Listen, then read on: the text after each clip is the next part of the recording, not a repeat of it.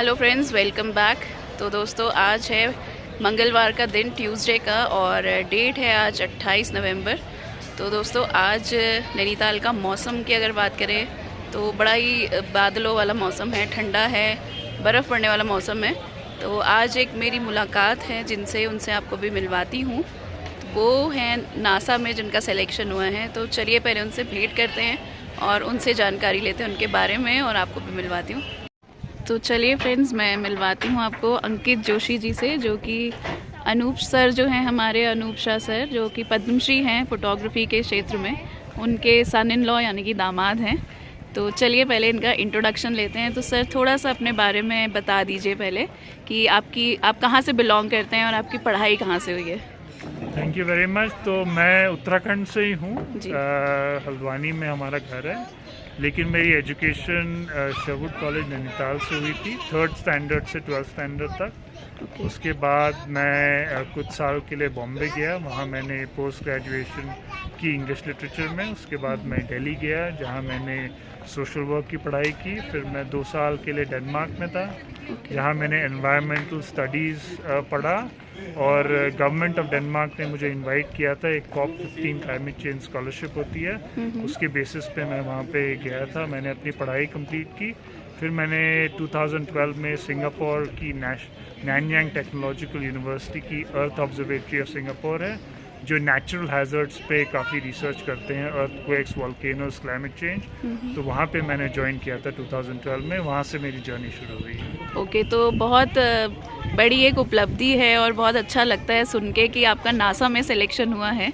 तो ये हम सब के लिए बहुत अच्छी बात है, क्योंकि आप हमारे ही शहर से बिलोंग करते हैं, और उत्तराखंड से निकल के नासा में जाना, तो कैसा फील होता है? सबसे पहले तो बहुत अच्छा फील होता है, क्योंकि उत्तराखंड में मेरा इंस्पिरेशन ऑब्वियसली एनवायरनमेंट का उत्तराखंड से ही आया है। जी जी। और मैं जितना भी काम करता हूँ, मैंने जो सिंगापुर में भी काम किया, मैं ऑलवेज़ ये कोशिश करता हूँ कि उसको किसी तरह से उत्तराखंड से लिंक कर सकूँ। हम कुछ साल पहले केदारनाथ फ्लड्स के बाद हमारा एक सिंगापुर से एक्सपीडिशन यहाँ पे आया था उत्तराखंड में, जहाँ हमने कोशिश की थी कि और गहराई में स्टडी करें जो ग्रेट हिमालयन अर्थक्वेक्स हैं वो कैसे होते हैं, और उसमें उत्तराखंड का क्या रिस्क इन्वॉल्व है, और फ्लडिंग के ऊपर भी हमने काफ़ी रिसर्च की थी। तो अच्छा लगता है, और जहाँ भी चांस मिले हम ये कोशिश हमेशा करते हैं कि जो भी रिसर्च हो रहा है एनवायरनमेंट को, उसको किसी न किसी तरह से उत्तराखंड से लिंक कर सके, क्योंकि यही हमारी रूट्स हैं। बिल्कुल बिल्कुल। और एक चीज़ और मैं पूछना चाहूँगी कि नासा में जो आपका वर्क है, तो वो बेसिकली किस चीज़ से रिलेटेड है? सो नासा में जहाँ हम जाएंगे वो NASA Marshall Space Flight Center है, जो बेसिकली जिस प्रोजेक्ट में मैं जाऊँगा वो उसका नाम है सर्वीर एक जॉइंट इनिशिएटिव है USAID और नासा के बीच में, जहां हम सैटेलाइट डेटा से डील करते हैं। और हमारा इंटेंशन ये है कि जैसे कि आप जानते हैं, नासा हमेशा आउटर स्पेस एक्सप्लोरेशन से लिंक्ड होता है कि मार्स जा रहे हैं, जुपिटर जा रहे हैं, प्लूटो जा रहे हैं, सन जा रहे हैं। पर नासा का एक कंपोनेंट है जो डील करता है कि हमारे होम प्लैनेट, हमारे अर्थ में जो प्रॉब्लम्स हैं उसको सॉल्व करें। सो जो सर्वीर प्रोजेक्ट है बेसिकली ये क्या करता है, नासा के जितने भी सैटेलाइट्स अवेलेबल हैं अभी से, लैंडसैट 1 से लेके लैंडसैट 9 तक, तो उससे इतना सारा सैटेलाइट डेटा अवेलेबल है। तो हमारी यही कोशिश रहती है कि इतने सालों का जो भी सैटेलाइट डेटा है उससे आप अर्थ की प्रॉब्लम्स कैसे सॉल्व कर सकते हैं। क्योंकि देखिए, अर्थ में हमारे पास बहुत सारे इंस्ट्रूमेंट्स होते हैं, पर वो एक्यूरेट रीडिंग नहीं ले सकते, या हर इंसान हर समय हर जगह नहीं हो सकता। पर सैटेलाइट हमको एक बर्ड्स आई व्यू प्रोवाइड करता है, जिससे हम स्पेस से अर्थ को देख सकें, और वो चेंजेस क्या हो रहे हैं अर्थ की जियोग्राफी में, फॉरेस्ट में, लैंड में, वो ऑब्जर्व कर सके। तो उससे हम एक मॉनिटरिंग मैकेनिज़्म तैयार करते हैं, जिसके द्वारा हम गवर्नमेंट्स के पास जाके उनकी प्रॉब्लम सॉल्व करते हैं, specially in the areas of floods, droughts, forestry, air quality.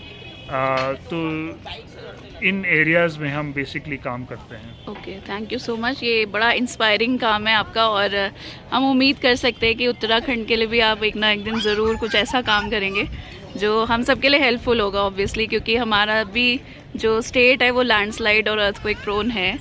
तो उसके लिए भी आप लोग ज़रूर कुछ काम करेंगे और आगे मदद भी करेंगे। Yes, thank you. ना एक्चुअली you. उत्तराखंड में ऑलरेडी काफ़ी काम हो रहा है।